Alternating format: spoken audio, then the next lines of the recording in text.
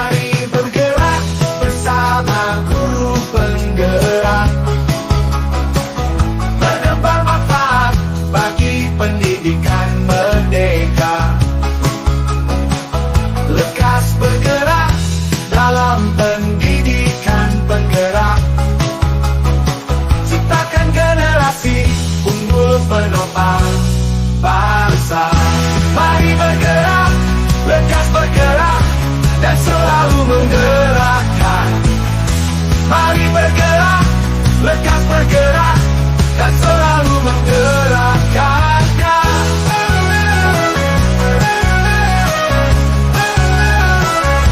Mari bergerak bersama guru penggerak,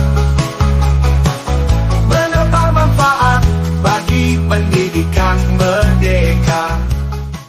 Assalamualaikum warahmatullahi wabarakatuh, Bapak. Waalaikumsalam warahmatullahi wabarakatuh. Ada apa, Mas? Mas Khairi. Sehat. Sehat. Ada yang bisa saya bantu? Saya ingin mengajukan beberapa pertanyaan untuk wawancara di saya terkait dengan tugas CGP saya, Pak, tentang pengambilan keputusan pemimpin. Apakah Bapak bisa mengurangi waktu kira-kira 30 atau 20 atau 30 menit untuk wawancara? Silahkan aja, silahkan. Siap, Pak. Kita mulai, Pak, ya. Sok Dengan pertanyaan pertama, bagaimana Bapak dapat mengidentifikasi kasus-kasus yang merupakan dilema etika atau bukan moral? selama ini saya sangat mengidentifikasikan kasus-kasus dilema etika, yaitu dengan bermacam-macam kasus yang terjadi, maka saya akan mengelompokkan kasus-kasus itu sesuai kualifikasinya, baik kasus yang terjadi pada guru maupun siswa. Kualifikasi yang dimaksud adalah kompetensi, kode etik, kemudian komitmen pelanggaran tata tertib, kemanusiaan, keagamaan, dan kebinekaan bagian Untuk pertanyaan kedua, Pak, selama ini kira-kira bagaimana Bapak menjalankan pengambilan keputusan di sekolah Bapak, terutama untuk kasus-kasus di mana ada dua kepentingan yang sama-sama benar atau sama-sama mengandung tentang nilai-nilai kebajikan? Saat seperti itu terkadang memang menjadi dilema bagi saya untuk mengambil keputusan dari permasalahan yang ada, tetapi saya mencari solusi yang mengandung nilai kebajikan dan pada akhirnya untuk kebaikan serta kebermanfaat bagi banyak orang, semua pihak. Ya, luar biasa, Bapak. Kita masuk pertanyaan ketiga. Yang ketiga itu langkah-langkah atau prosedur kira-kira yang seperti apa yang biasa Bapak lakukan selama ini untuk menangani hal-hal seperti itu? Oh, itu ya.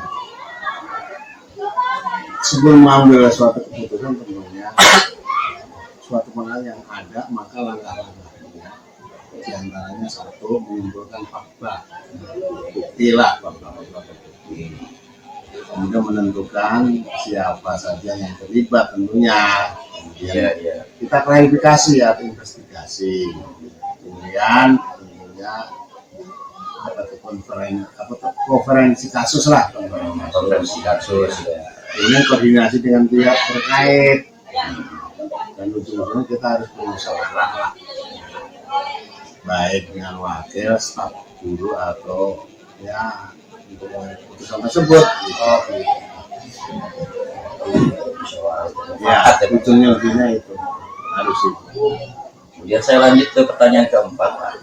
Hal-hal apa saja yang selama ini Bapak anggap efektif dalam pengambilan keputusan pada kasus-kasus tentang dilema etika? Itu yang menurut saya yang efektif bahwa keputusan yang saya ambil tidak merugikan orang lain, ya, dengan jalan tentunya persuasi, pendekatan, ya, kemudian melakukan dengan pendekatan psikologis juga, pendekatan sosiologis, dan kekeluargaan tentunya, di mana setiap permasalahan bisa kita selesaikan dan melihat dari sisi baik sesuai dengan nilai kebajikan. Win-win solution Pak. Oh pasti ya, dari solusi terbaik lah. Pertanyaan kelima nih Pak. Hal-hal apa saja yang selama ini merupakan tantangan dalam pengambilan keputusan pada kasus dilema etika tersebut? Menurut saya tantangan saya dalam keputusan saat kasus tersebut sama-sama benar. Iya. Menurut penilaian sama benar ya. Kemudian sama-sama mengandung nilai kebajikan, tetapi kedepannya berpengaruh pada dampak pada kebijakan sekolah terkait dengan turut campurnya tentunya pihak-pihak luar. Lanjut pertanyaan ke-6. Apakah Bapak memiliki sebuah tata cara atau jadwal tertentu dalam sebuah penyelesaian kasus dilema etika? Gitu. Untuk kasus yang sederhana memerlukan penyelesaian cepat, langsung ya, saat itu juga kalau menyelesaikan. Tetapi untuk kasus melibatkan banyak orang, menurut saya maka perlu kita sesuaikan secara bertahap dengan melihat siapa yang terlibat, mencari fakta kasus, investigasi, konferensi kasus, lalu bermusyawarah ujung-ujungnya. Dengan itu untuk melakukan yang terbaik, tentunya tidak merugikan semua pihak. Oke Bapak, sekarang pertanyaan ke-7. Ya, silakan. Adakah seseorang atau faktor-faktor apa yang selama ini mempermudah atau membantu Bapak dalam pengambilan keputusan dalam kasus-kasus dilema etika tersebut? Faktor-faktor yang mempermudah saya biasanya dalam mengambil keputusan adalah teamwork. Tidak sendiri ya bekerja sama ya. Teamwork ya. Sama dengan tentunya para wakil ya. Kemudian peraturan yang disepakati mana serta tetap melihat nilai-nilai kebajikan serta norma-norma yang berlaku. Kemudian yang ke-8 ini pertanyaan terakhir, dari semua hal yang telah Bapak sampaikan, kira-kira pembelajaran apa yang bisa dipetik dari pengalaman Bapak mengenai keputusan dilema etika? Tentunya pembelajaran yang dapat saya dapatkan adalah dalam mengambil keputusan diperlukan koordinasi dan kolaborasi yang baik semua pihak agar mengambil keputusan tidak terkesan buru-buru. Segala sesuatu yang buru-buru pasti biasanya hasilnya nggak kurang pas lah, kurang tepat, sehingga keputusan akhir yang dibuat tetap sasaran dan tidak merugikan tentunya banyak pihak. Jadi kesimpulannya intinya win-win solution Pak. Iya betul. Kalau prinsip orang dulu ya musyawarah itu. Oke, terima kasih Bapak ya, sama-sama yang telah berikan kepada saya. Siap. Mohon maaf apabila ada sesuatu hal. Siap. Sekali lagi terima kasih banyak Bapak. Sama-sama ya. Mudah-mudahan sukses. Lanjut Bapak. Dalam pendidikan penggerak, ciptakan generasi unggul penopang bangsa. Mari bergerak, lekas bergerak, dan selalu menggerakkan. Mari bergerak, lekas bergerak, dan selalu menggerakkan. Assalamualaikum warahmatullahi wabarakatuh, Bu Yus. Waalaikumsalam Pak Cairi, gimana kabarnya? Alhamdulillah baik. Ibu kabarnya gimana Bu? Alhamdulillah baik, tambah sehat aja ini Bapak. Alhamdulillah. Jadi gini, saya pertama-tama mengucapkan terima kasih atas waktu Ibu yang Ibu berikan kepada saya untuk mewawancarai tentang keadaan yang ada di SMK Al-Umi. Ya. Karena ada beberapa hal yang ingin saya tanyakan kepada Ibu. Mudah-mudahan Ibu berkenan dengan pertanyaan saya. Jadi kalau bisa saya jawab, dan kalau memang kurang sedikit, tolong di Oke, siap Bu. Ada 7 pertanyaan yang ingin saya tanyakan kepada Bunda Ius nih. Yang pertama, selama di SMK, kira-kira bagaimana Ibu dapat mengidentifikasi kasus-kasus yang merupakan dilema etika atau bujukan moral? Selama ini ya saya saat mengidentifikasi kasus dilema etika itu dengan bermacam-macam kasus yang terjadi, maka saya akan mengelompokkan kasus-kasus tersebut sesuai kualifikasi yang baik. Kasus yang terjadi pada guru ataupun siswa atau murid, kualifikasi yang dimaksud adalah kompetensi, etik, komitmen, pelanggaran tata tertib kemanusiaan, keagamaan dan pendidikan. Berarti diklasifikasikan di kelompok-kelompok Di kelompokan itu, karena kalau nggak dikelompokkan kita akan membahasnya tidak urgensi ya. Itu luar biasa ya. Kita lanjut yang kedua nih Bun nih. Selama ini bagaimana Bunda menjalankan tentang pengambilan keputusannya di sekolah, terutama untuk kasus-kasus di mana ada 2 kepentingan yang sama-sama benar atau sama-sama mengandung nilai kebajikan? Kalau seperti itu terkadang memang kalau kita menjadi sebuah dilema Iya. Kalau sama-sama benar ya. Ya, sebagai saya sebagai pemimpin mengambil sebuah keputusan dari permasalahan yang ada. Tapi saya mencari solusi yang mengandung nilai kebajikan ya.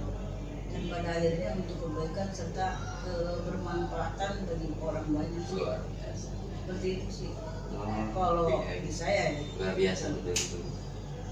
Yang ketiga nih, langkah-langkah atau kira-kira prosedur apa yang biasa Ibu lakukan selama ini? Mungkin sama kali ya seperti pemimpin-pemimpin yang lain, dalam suatu pengambilan keputusan ada permasalahan yang ada kalau nggak salah ya, tapi tolong Kalau nggak salah benar berarti ya. kalau tolong direvisi. Iya, saya siap. kurang memuaskan jawaban. Langkah yang pertama itu pengumpulan data atau fakta-fakta bukti. Itu.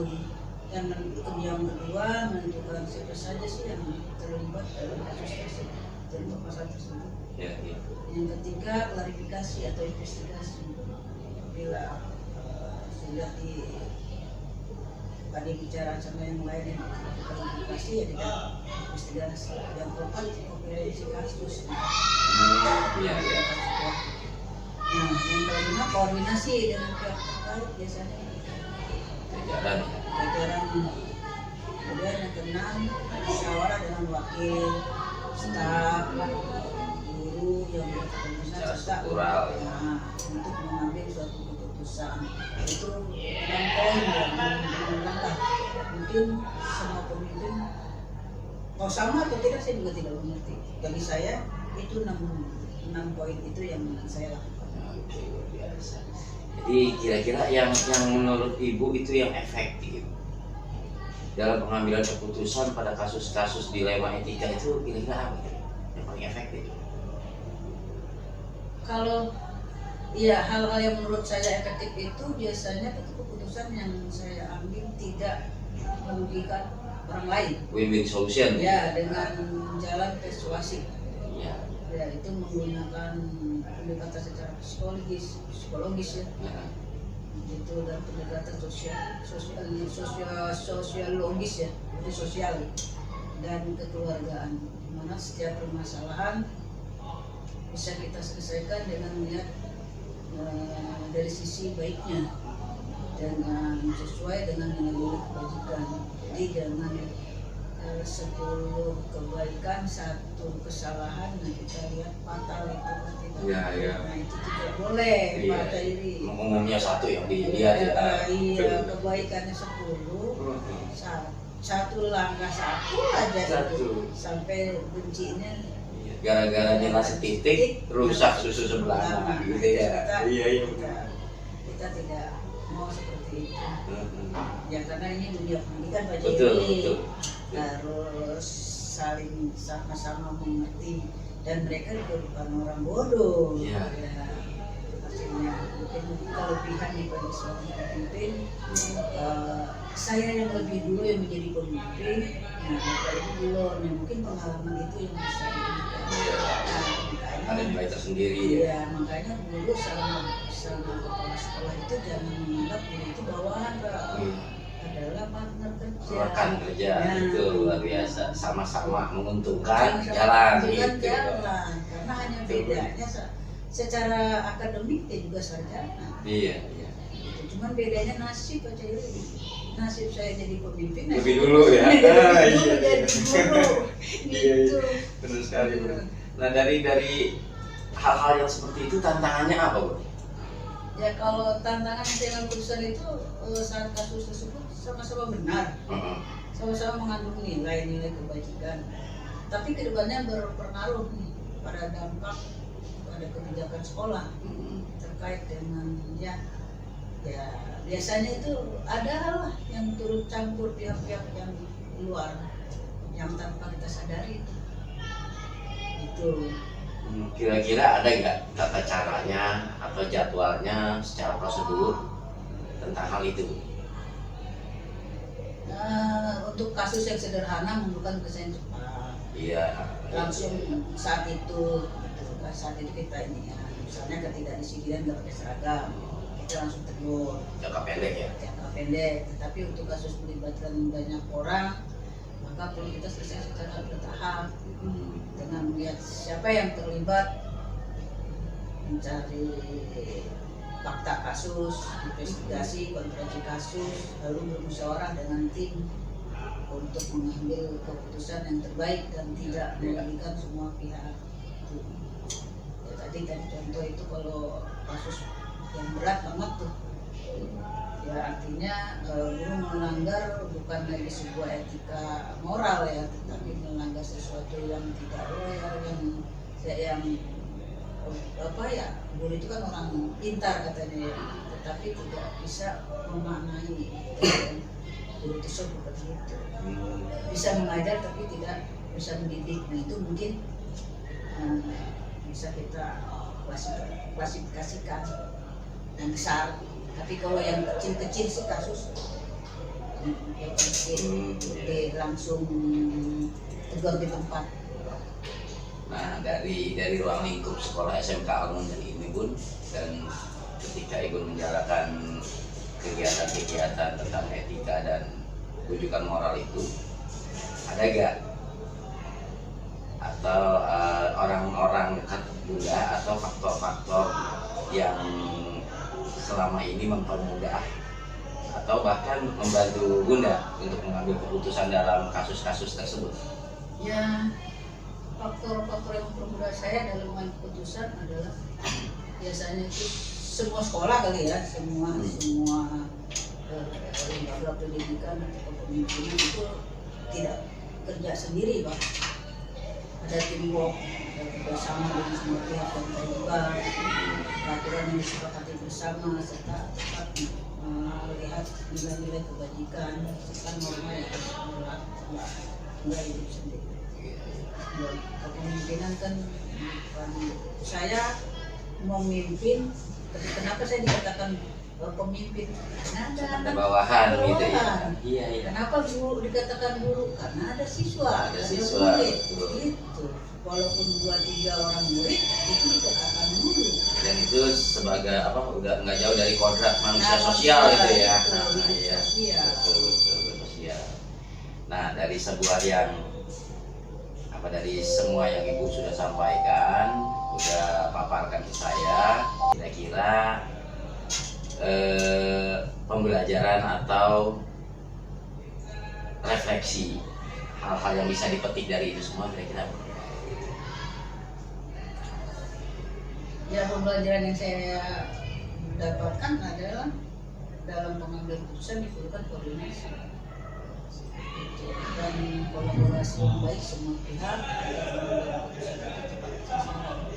dan tidak terburu-buru Iya, iya. sehingga tujuan akhir yang saya ambil itu tidak merugikan banyak pihak. Tetap dalam rangka musyawarah untuk menentukan kemufakatan gitu. Oke Bun, terima kasih banyak atas jawaban-jawaban dari Bunda yang luar biasa. Sama-sama Pak Cairi, mudah-mudahan sehat ya. Sekali lagi terima kasih banyak atas waktunya. Mudah-mudahan Bunda selalu sehat, Amin. berkah, Amin. sukses, Amin. khususnya buat Bunda, keluarga, Amin. dan SMK Al Munir Bandung. Amin. Oke, terima kasih banyak Bun. Assalamualaikum warahmatullahi wabarakatuh. Waalaikumsalam. Lekas bergerak dalam pendidikan penggerak, ciptakan generasi unggul penopang.